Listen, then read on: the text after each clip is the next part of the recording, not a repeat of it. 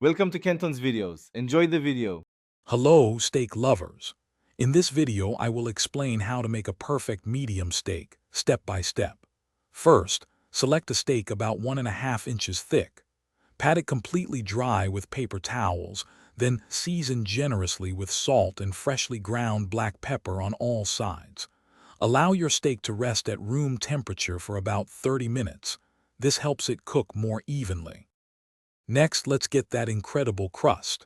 Heat a heavy-bottomed pan, ideally cast iron over medium-high heat. Add about 1 tablespoon of a high smoke point oil, like grapeseed or avocado. Once shimmering, carefully place your steak in the hot pan. Sear for 2 to 3 minutes per side until a beautiful, deep brown crust develops.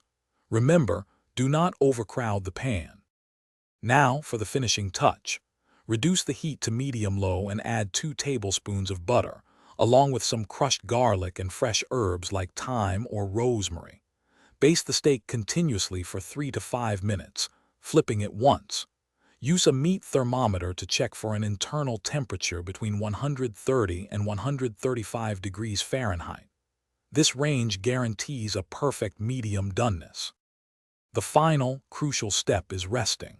Transfer your perfectly cooked steak to a cutting board and tent it loosely with aluminum foil. Let it rest for 5 to 10 minutes. This resting period is vital as it allows the juices to redistribute throughout the meat, ensuring every bite is incredibly tender and flavorful. Finally, slice your steak against the grain for maximum enjoyment. Thanks for watching. Consider subscribing if we helped you.